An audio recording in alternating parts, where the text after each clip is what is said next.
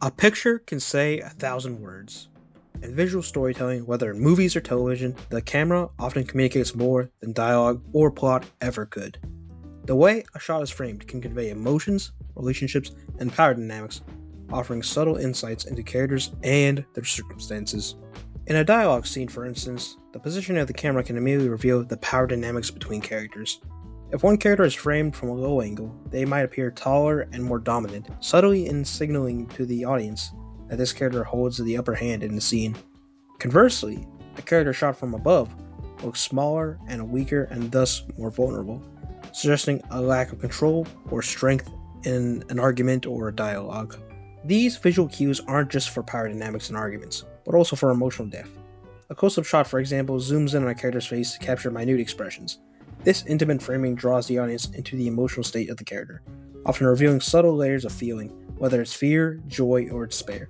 In contrast, a wide shot sets the scene by focusing on the larger environment, making characters appear smaller with an expansive world. This technique can emphasize themes of isolation, insignificance, or the overwhelming nature of a journey. Now, video games also leverage some of these camera techniques to tell their stories, typically in cinematic cutscenes, which follow many of the framing strategies that have been discussed so far. But games go a step further by incorporating the player's perspective into their stories, whether through first-person or third-person views. This choice of perspective fundamentally alters how players experience and interact with the game world. Third-person perspective games like The Witcher 3 focus heavily on the player character. Geralt, for example, is very developed and already has several character traits for himself, and the world is designed around him and the events that unfold revolve largely around his actions. The players see Geralt from an external perspective, which helps reinforce the idea that they are not Geralt, but rather controlling him in the world. This perspective is common in games like Uncharted, The Last of Us, and A Plague Tale, where players are meant to guide and empathize with characters who are distinct from themselves. Now, in contrast to third-person games where the focus is mainly on the characters, it's the inverse in games that take place in the first-person perspective, where in which instead of focusing on the character, the game focuses on the world itself. Take, for example, Cyberpunk 2077. V serves as a vessel not just for Johnny Silverhand, but for you as well as you explore Night City and explore the different characters and side quests in it.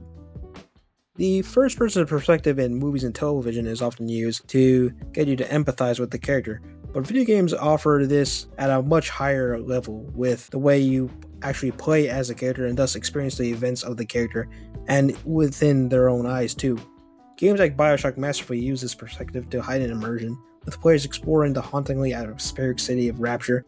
Now, Kingdom Come Deliverance is an interesting case, one in which I feel like it's the most effective use of the first-person perspective, as you not only see the medieval world through Henry's eyes, but you also experience Henry's events through your own eyes, and the player is easily more able to empathize with the character, as both he and the player start off at the same level, and you have to develop and struggle together. Now, this creates a strong sense of identification between the player and the protagonist, as the empathy developed between them is stronger than in other games in which you're already a skilled character. And if you want to hear more about this, just check out my other video on the subject on my Kingdom Come Deliverance review. Now, there are games that take a hybrid perspective, like the Bethesda games, where in which you can have both the first-person and third-person perspective, but there's clearly one favored more than the other, as most Bethesda games focus on the first-person perspective, as you're mostly drawn into Bethesda games for their worlds rather than the player character themselves. Whether it's film, television, or video games, the framing of a shot plays an integral role in how a story is told. In movies and television, camera angles reveal characters' relationships and emotions, while in video games, the choice between the first-person and third-person perspective can profoundly affect how players engage with the narrative. These visual story techniques demonstrate that a picture, or even a single shot, can indeed say more than words ever could. Alright, so I think that should wrap up the video. Now, if you liked what I did with this video, please comment down below and give this a like and a subscribe if you haven't already, as this would really be appreciated and can show me that you want more content similar to like this. Anyways, that's all for now. Thank you guys for watching, and bye.